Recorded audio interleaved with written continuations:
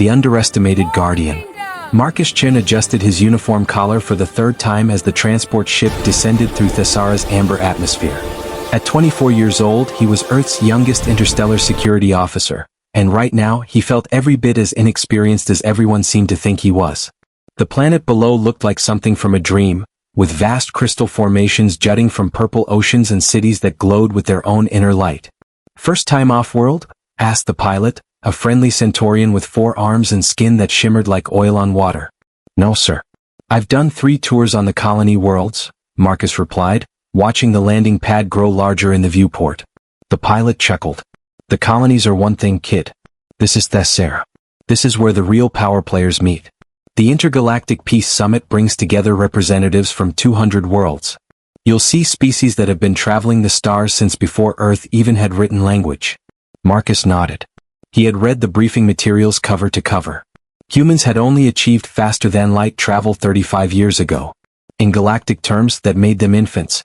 Most of the species attending this summit had been part of the interstellar community for thousands of years. Earth was still proving itself, still trying to earn a seat at the table. The transport touched down with barely a whisper. Marcus gathered his gear and stepped out onto Thessaran soil for the first time. The air smelled like cinnamon and rain. The gravity was slightly lighter than Earth's, making each step feel bouncy and strange. Around him, beings of every imaginable shape and size moved through the spaceport with practiced ease. A tall figure approached him. She had pale blue skin, silver hair that floated around her head as if underwater, and eyes that were completely black with no visible pupils. She wore flowing robes that seemed to be made of liquid starlight. "You are Marcus Chin from Earth?" she asked, her voice musical and clear. "Yes, ma'am.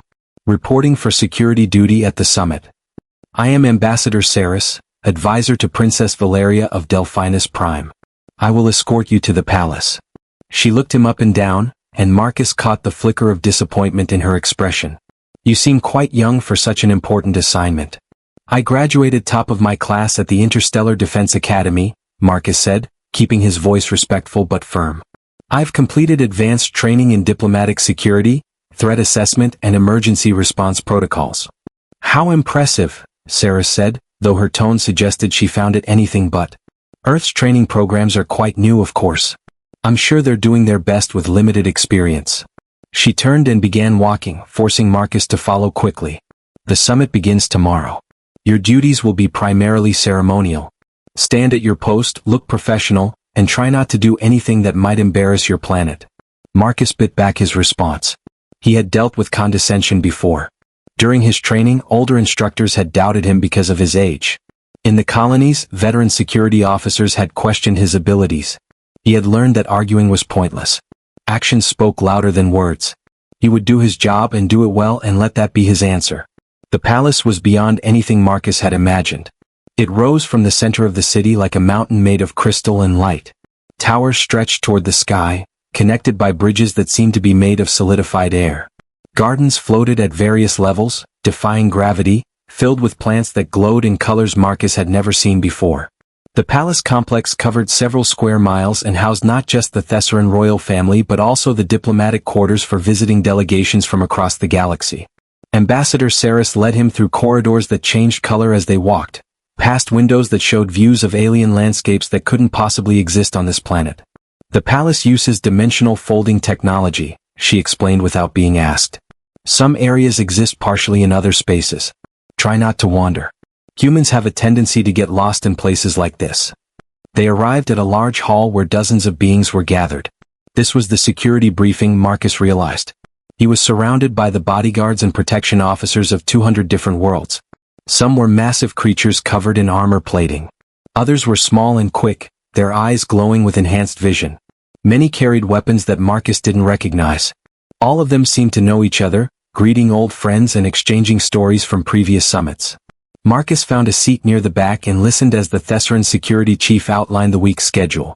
There would be formal ceremonies, private meetings, cultural exhibitions, and social gatherings. The security forces were expected to maintain order without being intrusive. This was a peaceful summit after all. No conflicts were expected. "Each delegation has been assigned specific zones," the security chief announced. "Earth's representative will be stationed in the outer ceremonial hall. Low traffic area. Simple assignment. Marcus understood immediately. They were putting him somewhere he couldn't cause problems. Somewhere far from the important meetings and powerful delegates. It was babysitting duty disguised as security work. Around him, some of the other guards were smiling. They had noticed too. After the briefing, Marcus tried to introduce himself to some of the other security personnel. Most were polite but distant. A few were openly dismissive. One guard, a massive being with rocky gray skin and 4 arms, actually laughed when Marcus offered his hand in greeting. "You're the human?" the creature rumbled, his voice like an avalanche. "I am Commander Draxus of the Thorian Guard. I command a force of 300 elite warriors. Each of my soldiers has trained for 20 years and fought in actual wars. And Earth sends one child with a sidearm to represent their security capabilities. Earth's delegation is small," Marcus replied calmly. "I'm what they could spare." "What they could spare," Draxus repeated, still amused. He turned to his fellow Thorian guards. The humans couldn't even spare someone with real experience. This one probably learned everything from simulation programs. The other Thorians laughed, a sound like rocks grinding together. Marcus kept his expression neutral. "If you'll excuse me, Commander, I need to inspect my assigned area." Of course, Draxus waved one massive hand. "Run along, little human. Try not to trip over anything important." Marcus walked away, ignoring the continued laughter behind him. He had learned long ago that some people needed to feel superior. Let them laugh. Let them underestimate him. It didn't change what he had to do. He made his way to the outer ceremonial hall, a vast space with walls that seemed to be made of frozen waterfalls. It was beautiful and empty. Very little security was actually needed here. It really was a throwaway assignment.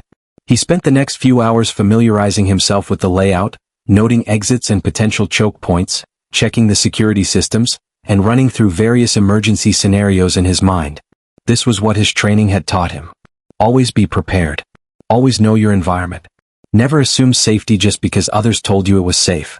That evening there was a welcome reception for all the delegates and their staff. Marcus stood at his assigned position near the entrance to one of the smaller ballrooms. Around him, beings from across the galaxy mingled and talked. The air was filled with dozens of languages, strange music, and the hum of translation devices working overtime. That was when he first saw Princess Valeria. She entered the ballroom like dawn breaking over a dark world. She was Delphinian like Ambassador Saris, but younger and even more striking. Her skin was a deeper blue, and her silver hair was woven with small lights that twinkled like stars. She wore a gown that seemed to be made of liquid crystal, flowing and reforming with each movement. Every being in the room turned to watch her entrance.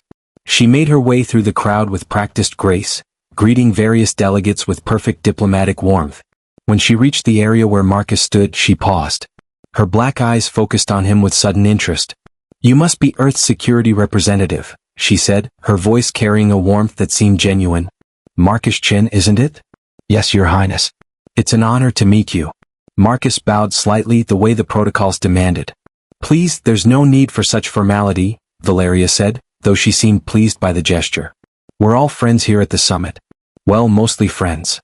She smiled, and it transformed her already beautiful face into something radiant. "I must say I'm curious about Earth. Your species is so new to the galactic community, yet you've accomplished so much in such a short time." "We try our best, Your Highness." "I'm sure you do." Her expression softened into something that looked like sympathy. "It must be difficult, being so young and carrying the responsibility of representing your entire world. Is this your first major assignment?" "I've served in various capacities for 3 years, Your Highness. This is my first diplomatic summit, yes." "How brave of you to take this on," Valeria said, the way someone might compliment a child for trying something difficult. "The summit can be quite overwhelming even for experienced personnel. So many different species, so many protocols to remember. If you find yourself confused or uncertain about anything, please don't hesitate to ask for help. Ambassador Saris or any of my staff would be happy to guide you." "That's very kind, Your Highness. I appreciate the offer." "We all need mentors when we're learning," she continued, her tone gentle and encouraging. "I remember my first official diplomatic function. I was terrified. But I had excellent teachers who helped me understand the complexities of interstellar relations. Earth is fortunate to have someone so eager to learn representing them." Marcus understood what was happening. Princess Valeria was being kind. She genuinely meant well. But underlying every word was an assumption. She saw him as a student, a novice, someone who needed guidance and protection. She had already decided he was out of his depth. The fact that she was trying to be helpful about it didn't change that fundamental judgment. Your Highness is very gracious, Marcus said carefully. I hope to prove worthy of Earth's trust in me. I'm certain you'll do wonderfully, Valeria replied, patting his arm gently. Just remember, this week isn't about proving anything. It's about learning and building relationships. No one expects you to be perfect. Before Marcus could respond, a commotion erupted across the ballroom. Commander Draxus had arrived with his contingent of Thorian guards. The massive beings moved through the crowd like warships, forcing smaller delegates to scatter out of their way. Draxus spotted Princess Valeria and immediately changed direction, heading straight for her. Your Highness. Draxus boomed, his voice carrying across the entire room. I heard you planned an excursion to the Crystal Gardens later this week. I must insist that my guards provide your security for such a trip. The gardens, while beautiful, contain dangerous wildlife. You need real protection, not ceremonial guards. Valeria's smile remained polite, but Marcus noticed a slight tightness around her eyes. Thank you for your concern, Commander Draxus. I'm sure the arrangements will be adequate. Adequate? Draxus laughed. Your Highness, with respect, adequate is not enough when your safety is concerned. The Crystal Gardens are home to creatures that can tear through armor. You need warriors who have faced real danger, not, he glanced at Marcus dismissively, trainees who learn security from textbooks. I'm confident in all the security personnel present at this summit, Valeria said, her diplomatic training showing. Each has been approved by their respective governments. Of course, Draxus said, though his tone suggested he disagreed completely. He looked directly at Marcus. Tell me, young human, have you ever faced a true predator? Not in a simulation. In reality. Have you ever stood before a creature that could kill you in seconds and had to decide whether to fight or flee? Marcus met the Thorian commander's red eyes without flinching. Yes, sir. I have. Draxus's eyes widened slightly in surprise. Really? Where? On one of your safe little colony worlds? What did you face? An aggressive farm animal. Bengal tiger, sir. During survival training in Earth's Indian wilderness. Also faced a saltwater crocodile in Australia and tracked a grizzly bear in North America. The Thorian's amusement faded slightly. These are Earth creatures? Yes, sir. Earth has a wide variety of apex predators. Our training requires direct experience with them. Interesting, Draxus said slowly. And you survived these encounters? Obviously, sir. Several nearby delegates had stopped their conversations to listen. Princess Valeria looked at Marcus with new curiosity. Your planet trains its security forces by exposing them to dangerous animals? Among other things, Your Highness. Earth is a dangerous world. We have countless predator species. Humans learn to survive by understanding how predators think and behave. It's part of our evolution. How primitive, Ambassador Saris murmured, having approached during the conversation. Most civilized worlds eliminated their dangerous wildlife millennia ago. Perhaps that's why most civilized worlds produce soft warriors, Draxus said, surprising everyone by seeming to side with Marcus. There might be something to this human approach. Still, he turned back to Marcus. There's a difference between animals and true alien predators. The creatures in the Crystal Gardens are unlike anything on Earth. I'm sure they are, sir, Marcus replied. But I imagine the principles are similar. Predators are predators regardless of which world they come from. Draxus studied him for a long moment, then nodded slowly. We'll see, human. We'll see. He turned back to Princess Valeria. Your Highness, my offer stands. When you visit the Crystal Gardens, my warriors will ensure your safety. I'll consider it, Commander, Valeria said diplomatically. Now, if you'll excuse me, I should greet the other delegates. As the princess moved away, Draxus leaned close to Marcus. You have spirit, human. That's good. But spirit alone won't save you if real danger comes. Remember that. Then the massive Thorian followed after Valeria, his guards falling in behind him. Marcus returned to his post, aware that several beings were now watching him with more interest than before. The conversation had spread. The young human had stood his ground against Commander Draxus. That was something, at least. Small progress in a galaxy that saw Earth as insignificant. The reception continued late into the night. Marcus remained at his post, observing everything. He noticed how different species interacted, which delegations seemed friendly with each other, and which ones kept their distance. He noticed the security systems, the patrol patterns of Thessaran guards, and the layout of the palace corridors. And he noticed something else. Something that bothered him, though he couldn't quite identify why. There were palace staff members moving through the crowds, serving drinks and refreshments. That was normal. But some of them were watching the delegates too carefully. Their eyes lingered too long on certain individuals. Their movements seemed planned rather than natural. Marcus made a mental note to mention this in his daily report. It was probably nothing. Palace staff were trained to be attentive. But his instincts, honed through years of training and real-world experience, told him something was slightly off. In security work, slightly off was worth investigating. As the reception finally ended and delegates began retiring to their quarters, Princess Valeria passed by Marcus's position one more time. She paused and smiled at him. "You handled Commander Draxus very well tonight. He can be quite intimidating." "Thank you, Your Highness." "I meant what I said earlier," she continued. "If you need any help this week, please ask. I know you're capable, but everyone needs support sometimes. Especially when we're in unfamiliar situations." "I appreciate that, Your Highness." She studied his face for a moment, her expression thoughtful. "You're different from what I expected. Most young officers seem either overconfident or nervous. You're neither. You're just watching, learning. That's quite mature. I try to be observant, Your Highness. It's important in security work." "Indeed it is." She glanced around the now nearly empty ballroom. "The Crystal Gardens trip is in 3 days. I hope you'll join us. I've invited several delegates for a cultural exchange. It's quite beautiful there and the wildlife is truly magnificent. Everything is perfectly safe, of course. The containment fields have been in place for centuries. I'd be honored to attend, Your Highness." "Wonderful." She smiled again, but this time there was something else in her expression. Uncertainty, perhaps. "Commander Draxus is right about one thing. The creatures there are dangerous. But they've never breached containment. The technology is absolutely reliable."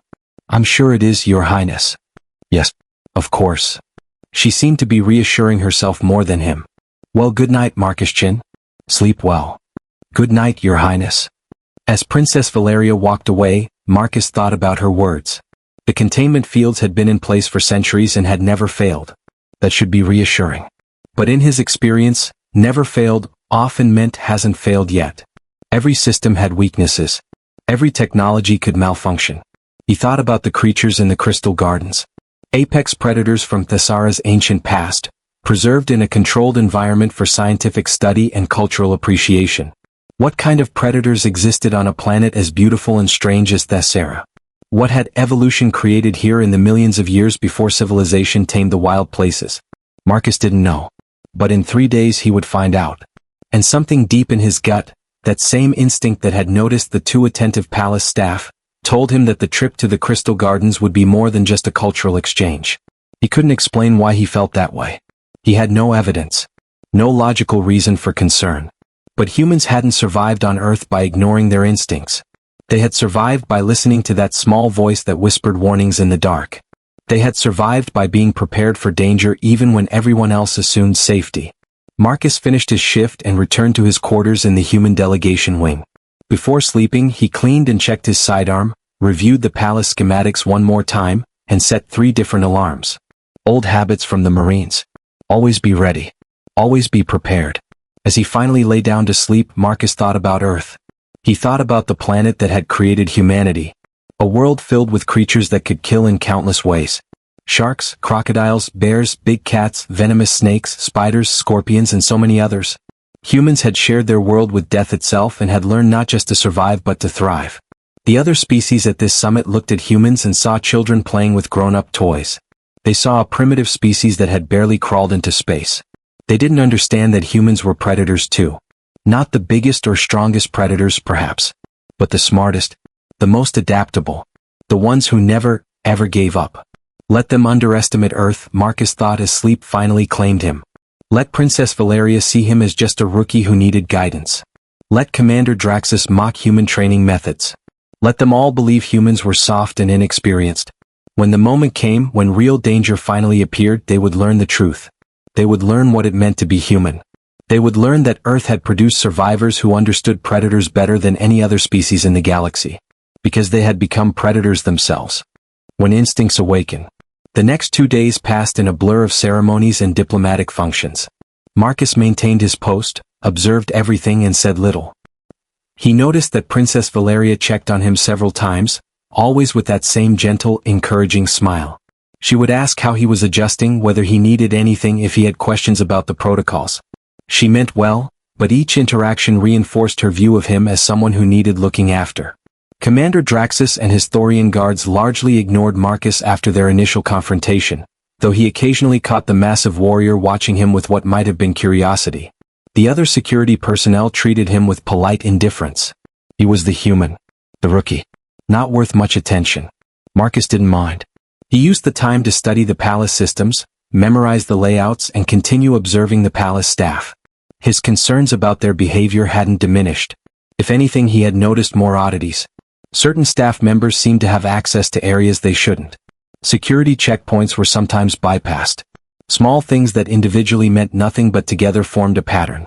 He submitted reports to his superiors on Earth, detailing his observations. The responses were brief and unhelpful. He was told to focus on his assigned duties and not to create diplomatic incidents by questioning Thessaran security procedures. Marcus filed the responses and continued his observations anyway. On the morning of the third day, Princess Valeria's excursion to the Crystal Gardens was scheduled. Marcus woke early, performed his usual equipment check, and added a few extra items to his gear. A medkit, extra ammunition, a survival knife, a compact climbing rope. Things that weren't standard for a ceremonial visit but that his training suggested might prove useful. The transport shuttle departed at dawn. Marcus boarded with 15 other beings, including Princess Valeria, Commander Draxus with 2 of his Thorian guards, Ambassador Ceres, and delegates from half a dozen different species. The Thessaran pilot and 2 guides completed the party. Princess Valeria sat near the front, her excitement evident. "The Crystal Gardens are one of Thessara's greatest treasures," she announced to the group as they lifted off. "We've preserved a section of our planet's primordial wilderness, maintaining it exactly as it was millions of years ago. The creatures there represent the apex of natural evolution before civilization changed everything." "How are these creatures contained?" asked one delegate, a small being covered in what looked like blue fur. "The gardens are surrounded by a network of energy barriers," explained one of the Thessaran guides, an older male with silver markings on his face. "The barriers create an impenetrable field that prevents the predators from leaving their designated zones. The system has multiple redundancies and has operated flawlessly for 300 years. "What kind of predators are we talking about?" Commander Draxus asked, leaning forward with interest. "The most dangerous is a species we call Night Stalkers," the guide replied. "They were Thessara's dominant predators before our ancestors developed technology. They stand over 6 feet tall at the shoulder, weigh nearly half a ton, and possess natural armor that can deflect most conventional weapons. They hunt in packs and have intelligence comparable to some primitive civilizations." "Sounds like a worthy challenge," Draxus rumbled. "On my world we have the Stone Breakers. Similar size and armor. I've hunted them for sport." "The Night Stalkers are more dangerous," the guide said seriously. "They've evolved over millions of years in an environment that demanded perfection. Every aspect of their biology is optimized for killing. Speed, strength, armor, intelligence, pack coordination. They're the reason my ancestors developed advanced weapons thousands of years before we achieved spaceflight. We needed them to survive." Marcus listened carefully. This was important information. Apex predators that had pushed an entire civilization to develop advanced technology just to defend themselves. That suggested something truly formidable. The shuttle descended toward a plateau that rose from Thessara's northern continent. As they approached, Marcus saw a vast expanse of wilderness stretching in all directions. The vegetation was unlike anything on Earth, with trees that grew in spiral patterns and plants that seemed to pulse with their own light. In the distance he could see movement. Large shapes moving through the forest. They landed on a platform at the edge of the containment zone. The barrier itself was invisible, but Marcus could feel it. A faint vibration in the air, like standing near a powerful electrical current. Beyond the barrier, the wilderness waited. "We'll be walking along the safe paths," Princess Valeria explained as they disembarked.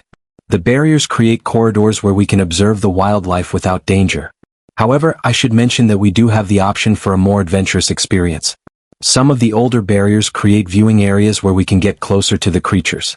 It's completely safe but quite thrilling." "I came here for thrills, Your Highness," Commander Draxus declared. "Lead us to the dangerous areas." Valeria smiled. "I thought you might say that. Very well. But everyone must stay close to the guides and follow their instructions precisely. These creatures are beautiful, but they're also deadly. The group set out along a crystalline path that wound through the gardens. Marcus positioned himself near Princess Valeria, scanning the environment constantly. The forest around them was alive with sounds. Strange calls echoed through the trees. Things moved in the underbrush, always just out of sight. They walked for an hour, seeing various creatures along the way. Some were herbivores, massive beings that fed on the glowing plants. Others were smaller predators that watched the group with calculating eyes but kept their distance. The barriers held firm, keeping the dangerous animals away from the walking paths. There, the guide said suddenly, pointing toward a clearing ahead. Night stalkers. 3 of them. The group moved forward carefully and Marcus felt his breath catch. The creatures were magnificent and terrifying. They were built low to the ground like Earth's big cats, but larger and more heavily armored. Their bodies were covered in overlapping plates that looked like black metal. They had 6 legs, each ending in claws that dug deep into the earth with each step. Their heads were narrow and predatory, with eyes that glowed a faint amber in the shadows. The largest of the 3, its armor covered in scars from countless fights, lifted its head and looked directly at the group. Even separated by the barrier and 50 yards of distance, Marcus felt the weight of that gaze. This was a creature that knew it was powerful. A creature that feared nothing. That's the Ancient One, the guide whispered with reverence. The oldest night stalker in the gardens. It's been alive for over 60 years. In that time, it's killed everything that ever challenged it. Other night stalkers, prey animals, even some of the other apex predators. It's the undisputed master of this territory. Beautiful, Princess Valeria breathed. And terrifying. Indeed, Your Highness. The Ancient One has killed 3 research teams who got too close, despite having advanced weapons. It's intelligent enough to learn from each encounter, adapting its tactics. We keep it in the deepest section of the gardens with the strongest barriers. Commander Draxus studied the creature with professional interest. On my world, we would hunt such a beast for glory. To kill the Ancient One would be a tale told for generations. Many have tried, the guide said quietly. None have succeeded.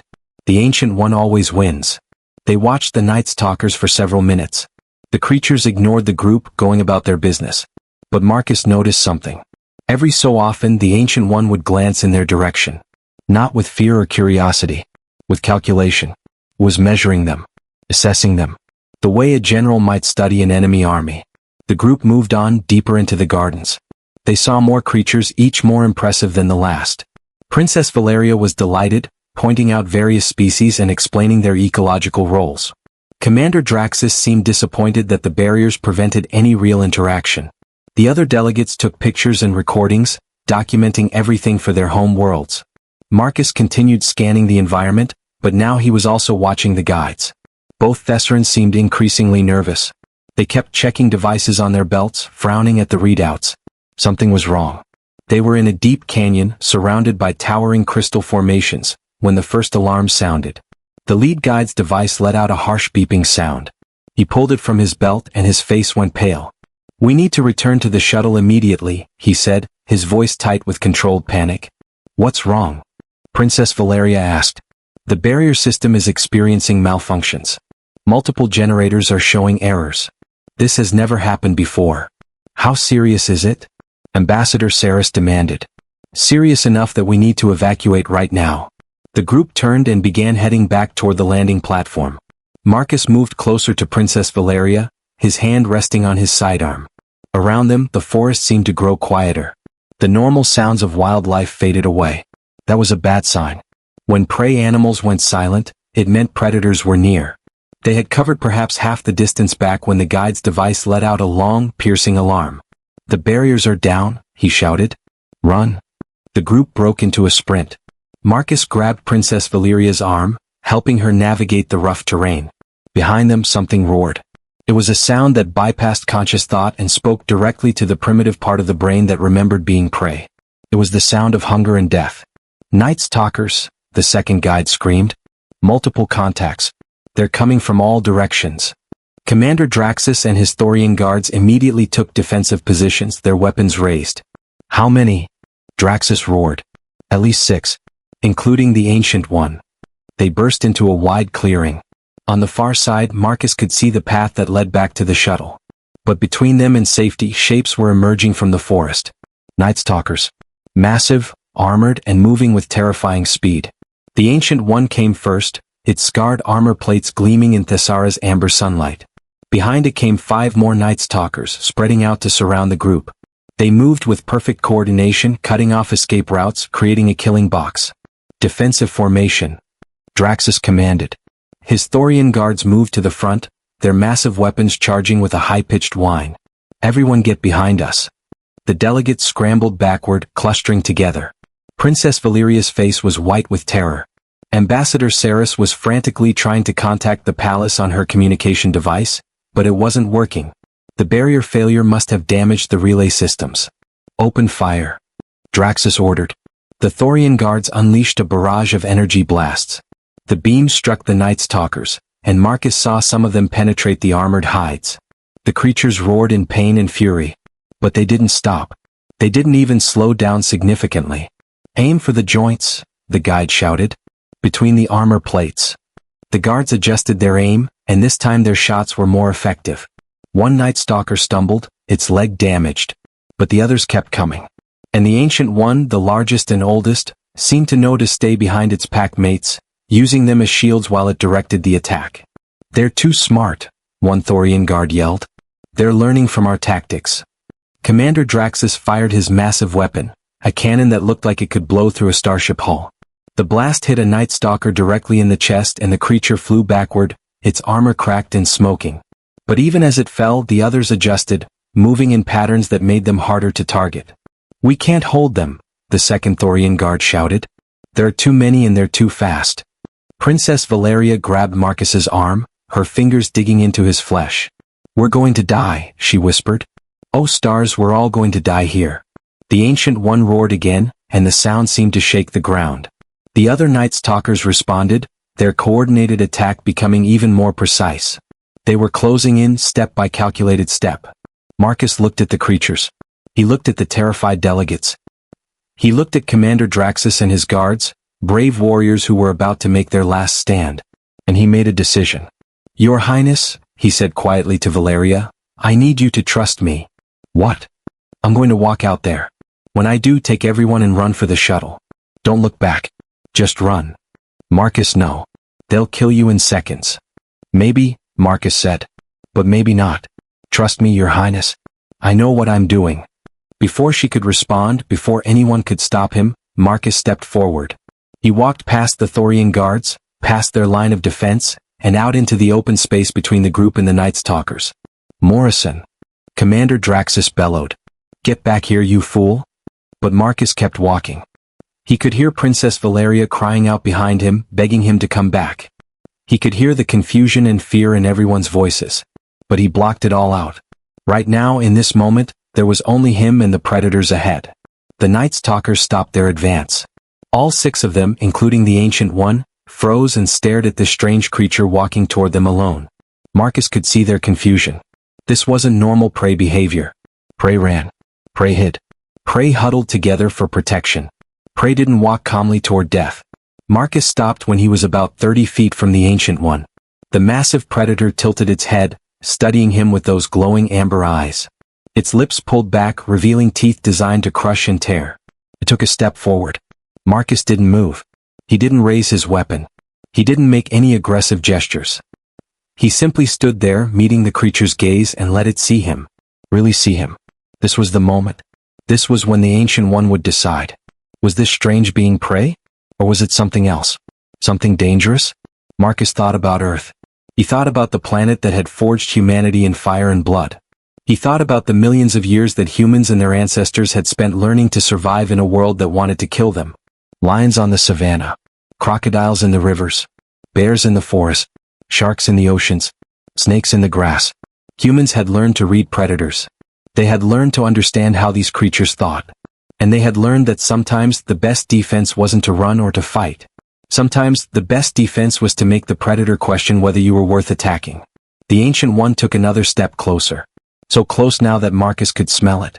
The scent of blood in wild places. The creature's nostrils flared as it sniffed the air around him. Marcus could hear its breathing, deep and steady. He could see every scar on its armor, every mark of battles won. Behind the Ancient One, the other Night Stalkers were perfectly still, watching their leader and waiting for its decision. Behind Marcus, the delegates had gone silent. Even the Thorian guards had stopped firing, transfixed by what they were witnessing. The Ancient One's eyes narrowed. Was thinking. Processing. This small creature showed no fear. It didn't smell like prey. Its stance wasn't that of a victim. There was something in its eyes, some quality that the Ancient One recognized. It was the look of another predator. Marcus let the creature see the truth. He let it see the millions of years of evolution that had created humans. The history written into his DNA. The instincts passed down through countless generations. The knowledge that humans were survivors. Fighters. Predators who had earned their place at the top of Earth's food chain through intelligence, adaptability, and an absolute refusal to surrender. The Ancient One could smell all of that. Animals understood things that words couldn't express. They could sense the history in another creature's bones.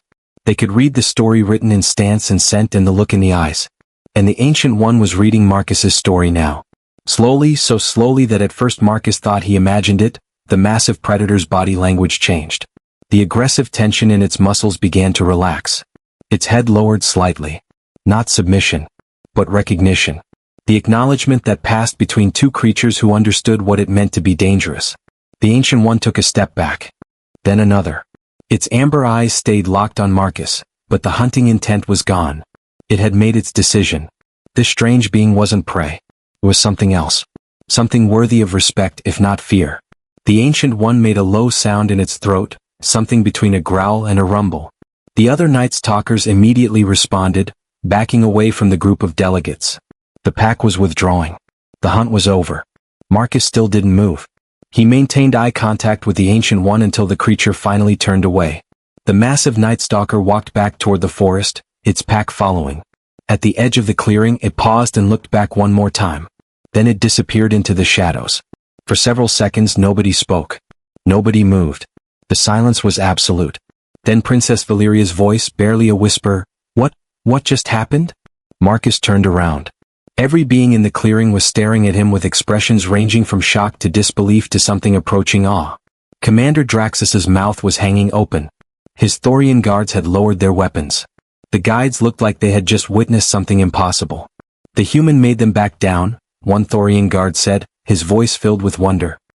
"He made the Night Stalkers retreat without firing a shot." "Impossible," Ambassador Saris breathed. "The Ancient One doesn't retreat. It's never retreated. Not in 60 years. Marcus walked back to the group, his legs suddenly feeling weak. The adrenaline was leaving his system now and he realized he was shaking slightly. "We should keep moving toward the shuttle," he said, his voice steady despite everything. "In case they change their minds." The group moved as if in a trance, following the guides back toward the landing platform. Nobody spoke. They just walked, frequently glancing back to make sure the Night Stalkers weren't following. But the forest remained quiet. The predators had made their decision. When they finally reached the shuttle and were safely inside, Princess Valeria collapsed into a seat. She was crying, tears streaming down her blue face. "You saved us," she said, looking at Marcus. "You walked up to the most dangerous predator on our planet and you made it back down. Oh, how is that possible?" Marcus didn't have a simple answer. How could he explain millions of years of evolution? How could he describe what it meant to be human, to carry the legacy of survival in your very bones? How could he make them understand that Earth had created a species that knew predators because they had become predators themselves? "On Earth," he said finally, "we have a saying. It takes one to know one." The Ancient One recognized something in me. Something familiar. What did it recognize? Commander Draxus asked. The massive Thorian warrior was looking at Marcus with new respect, his earlier dismissiveness completely gone. "A survivor," Marcus replied. "Someone who understands what it means to be dangerous. Humans evolved on a planet filled with creatures that could kill us. We survived by learning to think like them, to understand them, to become them in a way." One of the Thessaran guides was frantically checking his devices. "The barrier failure," he said suddenly. "It wasn't a malfunction. Someone sabotaged the generators. This was deliberate." A chill ran through the shuttle. Someone had tried to kill them. Someone had wanted the delegates, including Princess Valeria, to die in a tragic wildlife accident. Who would do such a thing? Valeria asked, her voice small. Marcus thought about the palace staff he had been watching. The ones with access to restricted areas. the ones whose behavior had seemed off. "Your Highness," he said carefully, "I've been observing some irregularities in the palace security over the past few days. I filed reports, but they were dismissed. With your permission, I'd like to investigate further." "Permission granted," Valeria said immediately. "Ambassador Saris, contact the palace. Tell them we're returning early and that I want a full security review. Commander Draxus, I'm placing Marcus in charge of the investigation." "An excellent choice, Your Highness," Draxus said, surprising everyone. He looked at Marcus. "I was wrong about you, human. I judged you based on your age and your species. That was foolish. You have more courage and wisdom than warriors twice your age. I would be honored to assist in this investigation." The flight back to the palace was tense. Marcus coordinated with the Thessaran security forces, comparing his observations with their records. Within hours, they had identified the conspirators. A radical faction opposed to Thessara's participation in the Intergalactic Peace Summit had infiltrated the palace staff. They had planned to kill Princess Valeria and several key delegates, hoping to destabilize the summit and drive the different species apart. The conspirators were arrested. The summit continued, but everything had changed. Word of what happened at the Crystal Gardens spread quickly. The young human who had faced down the Ancient One became the talk of every delegation. Species that had dismissed Earth as primitive and inexperienced suddenly wanted to know more. What kind of world created people like Marcus Chin? On the final day of the summit, Princess Valeria gave a closing speech. She stood before representatives of 200 worlds and spoke about the dangers of prejudice and assumptions. She spoke about how she had dismissed Marcus as just a rookie, someone who needed guidance and protection. She spoke about how wrong she had been. "I learned something profound this week," Valeria said, her voice carrying across the great hall. "I learned that wisdom isn't measured in years alone. That strength comes in forms we might not recognize. That survival skills matter more than we might think in our comfortable civilizations. Earth is a young species in our galactic community, yes. But they bring something unique. Something valuable. They bring the perspective of survivors who remember what it means to fight for existence."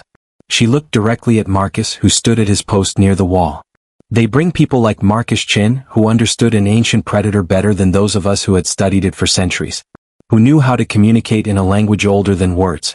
Who saved lives not through advanced technology or superior firepower, but through understanding and respect for what it means to be a predator in a dangerous world." The hall erupted in applause. Delegates from species who had never acknowledged Earth before were standing. Commander Draxus and his Thorian guards struck their chests in a salute of respect. Ambassador Saris, who had been so dismissive just days ago, was openly weeping. After the ceremony, Princess Valeria approached Marcus privately. "I owe you an apology," she said. "I treated you like a child who needed protection. I saw you as inexperienced and naive. I couldn't have been more wrong." "You were kind to me, Your Highness," Marcus replied. "That meant something. Kind, yes, but also condescending. I know that now." She smiled, and this time there was no pity in it. Only genuine respect. "My government has asked me to extend an official invitation. We would like Earth to establish a security training program here on Thessara. We want to learn from you.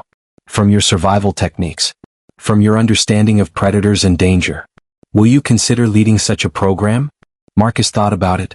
Thought about sharing Earth's hard-won knowledge with other species. Thought about helping them understand that being civilized didn't mean forgetting how to survive. "I'd be honored, Your Highness." "Good."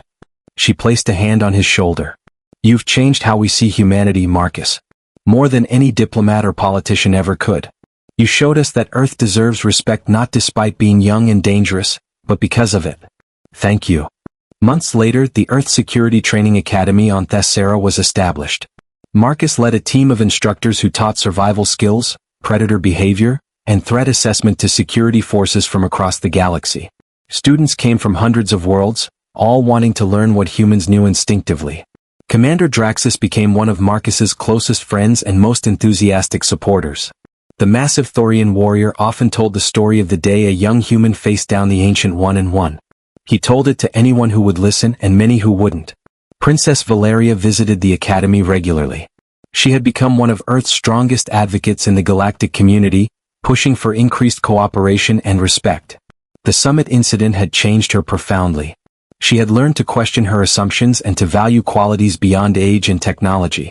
As for the Ancient One, it remained in the Crystal Gardens, the undisputed master of its territory. But sometimes, when Marcus visited the gardens, he would stand at the barrier and the massive predator would emerge from the forest. They would stand there, human and Night Stalker, separated by energy fields but connected by something deeper. A mutual recognition. An understanding that transcended species. Two predators who had met and acknowledged each other. Two survivors who knew what it meant to fight for existence in an unforgiving universe. And in that moment, Marcus understood something profound. Humans weren't the strongest species in the galaxy. They weren't the smartest or the most advanced. But they had something unique. They had earned their place as survivors on a world that had tried to kill them for millions of years. They had learned lessons that gentler worlds never taught. In the vast galactic community of species who had long ago eliminated danger from their lives, who had forgotten what it meant to truly struggle for survival, humans offered something precious. They offered the memory of what it took to survive. The instincts, the wisdom, the respect for danger. They offered the perspective of predators who had become people without forgetting where they came from. And that, Marcus realized, was humanity's greatest gift to the galaxy. Not technology, not weapons, not political power, but the fundamental understanding that survival matters. That danger teaches lessons worth learning. That respecting the wild things makes you stronger, not weaker. The rookie had taught the galaxy something profound. And they would never look at Earth the same way again.